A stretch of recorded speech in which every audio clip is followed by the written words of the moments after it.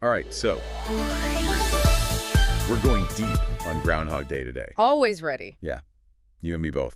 Mm. I love this time of year. Yeah. You know, always fun to see what old Phil's got to say. Well, he makes the headlines every year, doesn't he? He does, and we got all the news right here, straight from Punxsutawney. Straight from the source. Straight from the source, that's right. Yep. But we're going way beyond just the prediction this year. Oh, yeah. Oh, yeah, we're going to talk history, traditions, Folklore. all that good stuff. You know, how did this whole thing get started? Right. Why are we, I mean, think about it. We are still so fascinated by this rodent meteorologist. Yeah, it really is something else, isn't it? It is. I mean, you've got a giant crowd. Huge crowd gathering out there in the freezing cold. Every February 2nd. Every February 2nd. Yep, just for a groundhog. Just for a groundhog, that's right. And this year, well, this year was no different, right? Nope. 20 degrees, Right. snow in the forecast. And everybody's just waiting to see what's going to happen. Waiting with bated breath, right? To see if Will he or won't he? if Phil will see his shadow or not. It's like a... It's like a scene straight out of a movie. Yeah, it really is. So what happened? Did our buddy Phil, did he see his shadow? He did. He did. 6 more weeks of winter? 6 more weeks of winter, that's what he's saying. That's what he says. Yeah. Well, you know, I got to ask, I mean, with all those people out there, do you think they're really disappointed? That's a good question.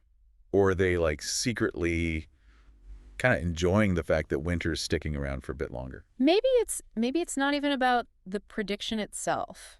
You know what I mean? Maybe it's about, the anticipation, Okay. the community, this shared experience that they're all having together out there. I like that. I like that a lot. Yeah. It's definitely a unique tradition. It is.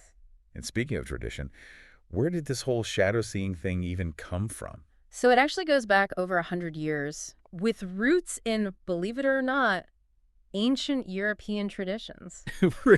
Yeah, so the Celts, they celebrated a day like right smack dab in the middle between the winter solstice and the spring equinox. Okay.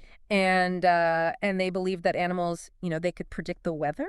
Oh, interesting. Yeah, and then the Germans, they came along and they added a hedgehog into the mix. Hedgehog. A hedgehog, yep. And then when German settlers, they came over to Pennsylvania. Right. They brought the tradition with them, but they substituted the groundhog For the hedgehog. for the hedgehog, exactly. So that's how we ended up with Punxsutawney Phil. That's how we got Punxsutawney Phil. And Gobbler's Knob, right? Oh, yeah. This year was the 139th prediction at that spot? 139th time, that's right. Crazy. It's amazing to think about, like, this tiny little hill outside of Punxsutawney becoming this huge... Focal point? Yeah, focal point for this whole celebration. And it's been going on since 1887. People have been making the pilgrimage to see Phil. That's a long time. It really is. And, it's become this giant cultural phenomenon. It has. Yep. Okay. I got to ask, though, about those guys. The guys in the top hats, They're always surrounding Phil. Oh, yeah. They always look so serious. What's their deal?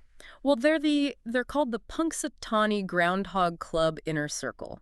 Okay. It is a catchy name. That's a mouthful. Yeah, they're the keepers of the legend. What does that mean? So they're responsible for caring for Phil. Okay. And, orchestrating the whole event. Orchestrating, yeah. Yeah, they add a little whimsy, a little formality to the whole thing, don't you think? Yeah, like a secret society. Yeah. Protecting the groundhog. That's exactly right. Dedicated to preserving this whole tradition. It's pretty amazing when you think about it. It is. It's all fun and games.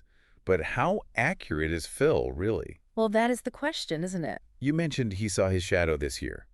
6 more weeks of winter. But does that actually mean anything? Well, so from 2015 to 2020, Phil was pretty much split down the middle, 3 times for longer winter, 3 times for early spring. 50-50? 50-50, right. But here's where it gets interesting. When you look back at his track record since 1887... Way back, he has predicted a longer winter over 100 times. Wow. Yeah.